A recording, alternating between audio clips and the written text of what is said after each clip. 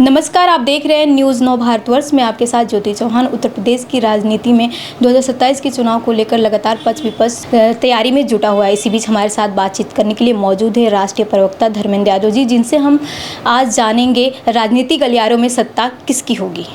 Sir, सबसे पहले तो आपका हमारे चैनल न्यूज़ 9 भारतवर्ष में स्वागत है। ज्योति जी, बहुत बहुत धन्यवाद आपका, और आपके चैनल को न्यूज़ 9 भारतवर्ष को मैं हार्दिक बधाई देता हूं और आभार प्रकट करता हूं कि आपने मुझे अपनी बात रखने का अवसर दिया। इसके लिए बहुत बहुत धन्यवाद आपका। सर, आपकी बार चुनाव में देखने को क्या मिल सकता है? ज्योति जी, देखिए, समाजवादी पार्टी एक विचारधारा की पार्टी है और समाजवादी पार्टी हमेशा विचारों की राजनीति करती है। तो हम लोग वैचारिक रूप से जो भारतवर्ष की ज़रूरत है, इस देश की जो आवश्यकता है, संविधान को बचाने की जो लड़ाई है, ये लड़ाई बहुत दिनों से समाजवादी पार्टी लड़ती चली आई है।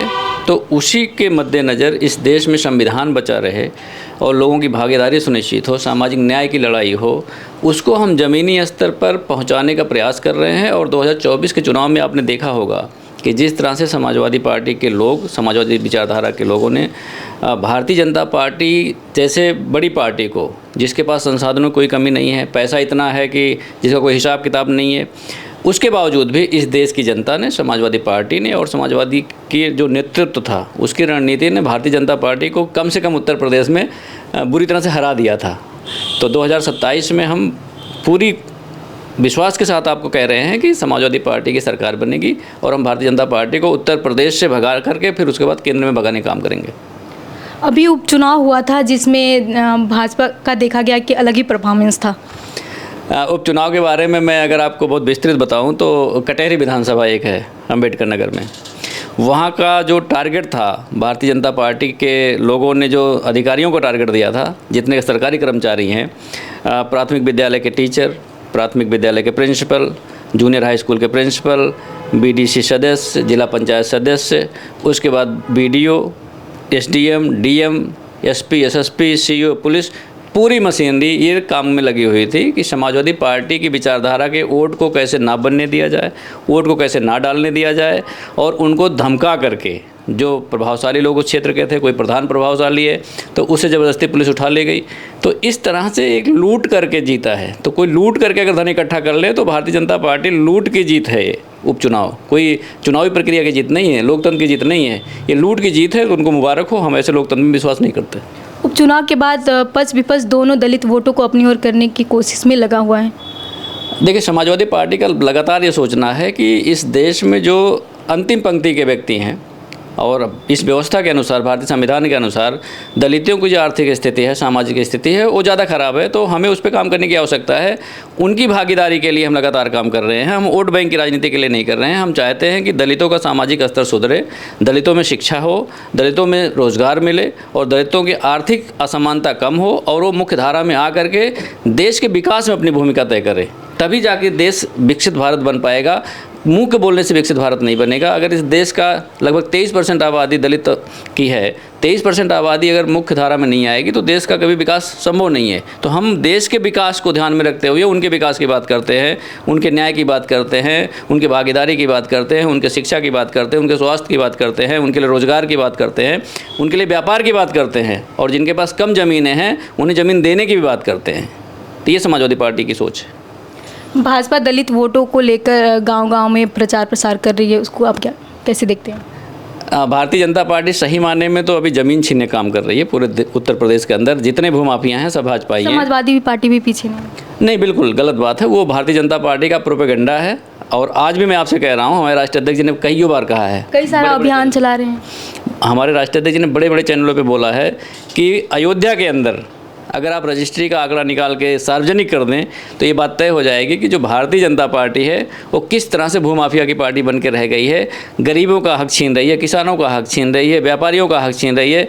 आप अयोध्या जैसे शहर में, भगवान राम की नगरी कहे जाने वाले शहर में, अगर आप मुआवजा सही ना दे सकें, वहाँ भी चोरी करने की स्थिति में हो जाए, अपने लोगों को सस्ती ज़मीनें दिला दें, 5 स्टार होटल खुलवा दें और वहाँ का जो सामान्य नागरिक है उसका जीवन ख़राब करने का काम करें, तो मुझे लगता है कि इससे ज़्यादा पाप कुछ नहीं हो सकता है। आप राष्ट्रीय प्रवक्ता हैं और राष्ट्रीय अध्यक्ष अखिलेश यादव जी बैठक पे बैठक कर रहे हैं 2027 में जीत के लिए, तो आप किस तरह देखते हैं इसे? ये समाजवादी पार्टी का रूटीन काम है। हर एक फ्रंटल के जो काम दिए जाते हैं उसकी समीक्षा होती है, समय समय पे होती है, हमेशा होती रहती है और आज भी वही काम चल रहा है। तो हमारा तो काम है लोगों से जुड़ के काम करने का है और जो आंतरिक रणनीति है उसे कैमरे पे बताने का कोई हमारा वो नहीं है, ना ही बताना चाहते हैं। लेकिन आपको आश्वस्त करके जा रहे हैं आज हम 2027 में समाजवादी पार्टी की उत्तर प्रदेश में सरकार बनेगी और भारतीय जनता पार्टी इस बार इतनी बुरी तरह से हारेगी कि जिसका अंदेशा कभी भारतीय जनता पार्टी को भी नहीं होगा। 2024 का जो नतीजा था उससे बहुत बड़े नतीजे आएंगे 2027 में। हाँ, इस समय पक्ष विपक्ष में पोस्टर वार चल रहा है जिसमें सपा पर जातिवाद का भाजपा आरोप लगा रही है और मुख्यमंत्री ने भी अखिलेश यादव पर निशाना साधा था। इस पर आप क्या कहेंगे? पूरे देश की राजनीति की भाषाई गरिमा और लोकतंत्र को शर्मसार जितना हो सकता है भारतीय जनता पार्टी ने इन 10 सालों में किया। इससे पहले जो भारतीय जनता पार्टी का नेतृत्व था वो ऐसा नहीं था। आज अलग तरह की भारतीय जनता पार्टी है जिसको किसी देश से कोई लेना देना नहीं है, किसी सामाजिक ताने बाने से कोई लेना देना नहीं है। इनको जहां मौका मिलता है ये हमेशा पिछड़े, दलित, अल्पसंख्यकों को अपमानित करने का काम करते हैं। उसी का क्रम है कि भारतीय जनता पार्टी के बड़े से बड़े नेता, प्रधानमंत्री जी के मैं बयान आपको सुना दूंगा, जो कभी मंगलसूत्र छीनने की बात करने लगते हैं, कभी भैंस खोलने की बात करने लगते हैं।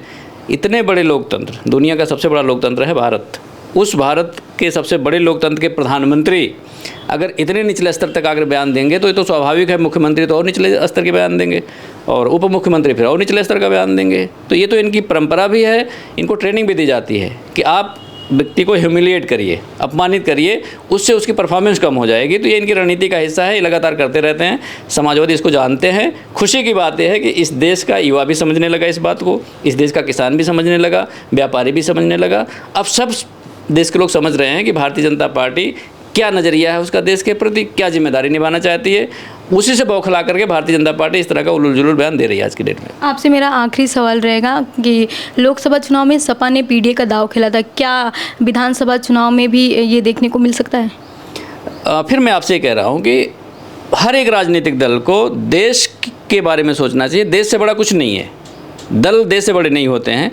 अगर समाजवादी पार्टी ये कहती है कि पिछड़ों को हक मिलना चाहिए और जो हमारा संविधान अधिकार देता है तो हम उसे अधिकार की बात कर रहे हैं। दलितों को उनका हक मिलना चाहिए, उनके अधिकार मिलने चाहिए, वो संविधान में लिखा है, हम उस संविधान की बात कर रहे हैं। अल्पसंख्यकों को उनका हक अधिकार मिलना चाहिए, हमारे संविधान में लिखा है, हम उसकी बात करते हैं। तो हम तो संविधान के मानने वाले लोग हैं। संविधान ने जो जो हमें अधिकार दिए हैं हम उन अधिकारों के लिए हमेशा लड़ते थे और आज भी लड़ रहे हैं। तो जो हमारा नारा पीडीए का है, पीडीए का नारा ये है कि जो भी पीड़ित है वही पीडीए है और उनके पीड़ा को बांटना समाजवादियों का काम है। वो हमेशा करते रहेंगे और आगे भी इसी तरह से आगे बढ़ते रहेंगे। ये थे हमारे साथ राष्ट्रीय प्रवक्ता धर्मेंद्र यादव जी, जिन्होंने राजनीतिक गलियारों में चल रही चर्चाओं को साझा किया। ऐसी ही तमाम खबरों के लिए बने रहिए हमारे साथ। धन्यवाद।